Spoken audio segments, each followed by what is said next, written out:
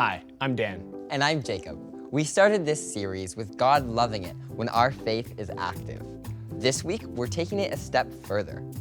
Our big idea is when our faith is active, we can see God at work. Absolutely.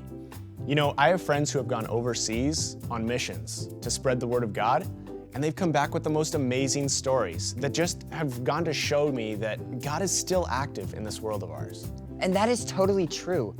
Oftentimes when we read the Bible, we think it's big things happening to far off places and people a long time ago, but that's not all it is. God is still working and active today. Yeah.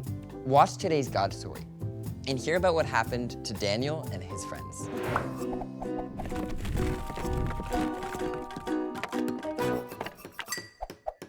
How does NASA organize a party? They plan it.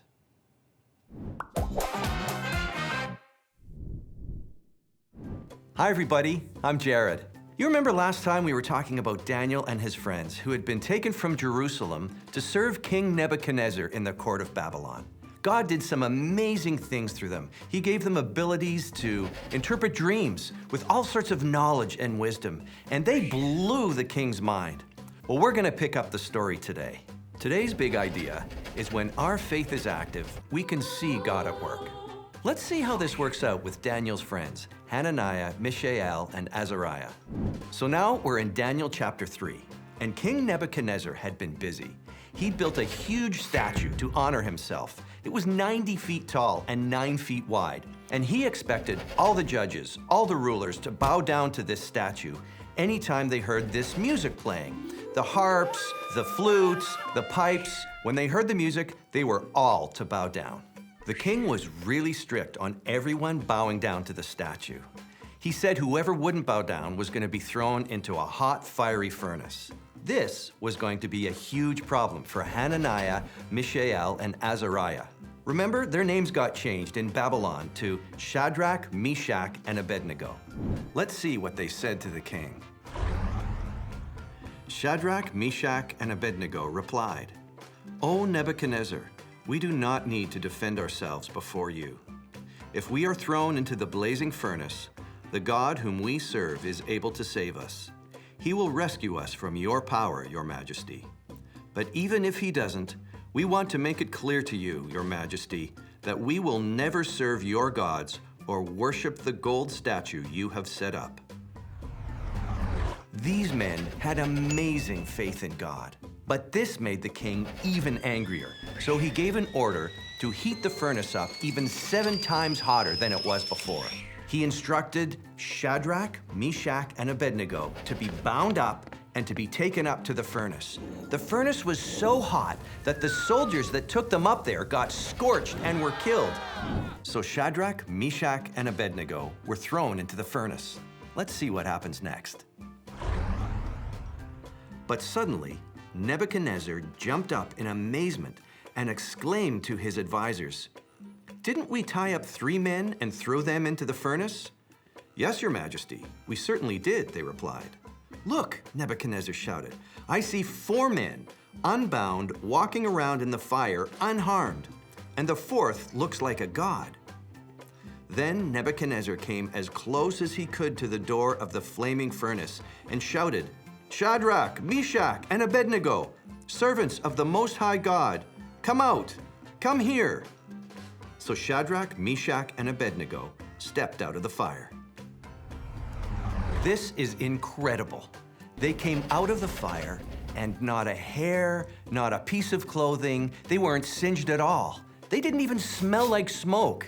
It was an incredible miracle. These guys had amazing faith in God, and everyone else got to see it too. The king was so amazed, he gave an order that everyone was to worship the God of Shadrach, Meshach, and Abednego. And if they didn't worship that God, they would be torn limb from limb. There is no other God that can rescue like this. Shadrach, Meshach, and Abednego were honored and given even more important jobs. This is an amazing story with Shadrach, Meshach, and Abednego. And even though they saw God work in some spectacular ways, we don't always see God work that way. Sometimes he works in the small and subtle little ways. But when our faith is active, we can see and know that God is at work in our lives. I'm Jared. We'll see you next time. You know what caught my attention? This story really wasn't about Daniel. It was about his friends. And I think that just goes to show that Daniel didn't have some superpower to trust in God, but that God can work through anyone who believes in him. You know, I think you're right. I never really thought about it that way, but it shows that God can do incredible stuff through regular guys like you and me. We're gonna watch Audrie's life story now, about how she trusted in God and things didn't quite go as expected. Watch this. I'm Canadian. I love my country and I love my family, but I've always just wanted to travel and learn more about other cultures. So I created a diary. In the diary, I wrote all the things I wanted to do when I went to France. I really wanted to become a French teacher. So the only way to become a French teacher is to learn more French. So I decided that how I was gonna do this is by doing an exchange program. I'd have somebody from France come visit my family, and then I'd go to France to visit hers. I prayed to God that I would have an exchange student that would become a sister to me. When my exchange student, Clelia, came to Canada, she did everything with us. Went to church, went to school, we went to a bunch of amusement parks, took her to specialty restaurants you can only find here in Canada, and we just took her all around different cities. Then Clelia returned back to France, to her family. Soon enough, it was my turn to go visit her. I was super excited. When I arrived in France, things were a little bit different than I had imagined. The culture was really different, and I didn't know a lot of French at that point, and they didn't know a lot of English. Soon after I arrived, I started going to art classes. For the first couple of times, I went with my exchange mom. We took the tram together, but then she told me that I'd start taking the tram by myself. I was really nervous. All I had to go off of was just a map. So I prayed to God to make sure that everything would be all right, because I was really, really nervous. In France, they use France French. But in Canada, my whole life, I've been learning Quebec French. So when I got there, we had quite a few misunderstandings. I didn't really know all of the terms that they use there. So one time, my exchange mom asked me to make the salad, but I thought she said, eat the salad, because it is very similar in French. So there I was, eating the salad, when really I should have been just mixing the salad. Clelia had a lot of extracurricular activities that I wasn't able to go to. So that meant I had a lot of time that I had to figure out something to do by myself. In France, there's not a lot of people who are Christians, so I wasn't able to go to a church often.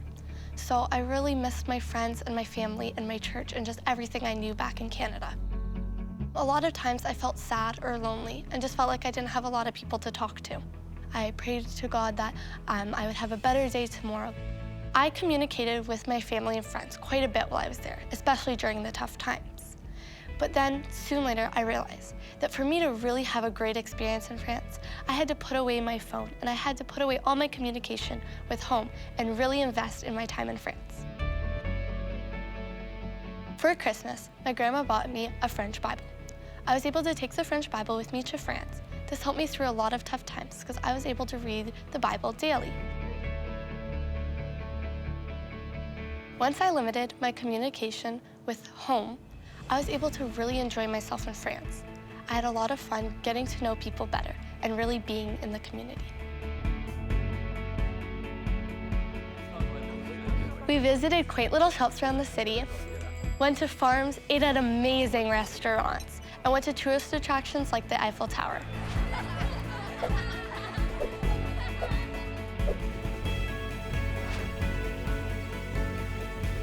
It was an amazing experience and everything that I asked for.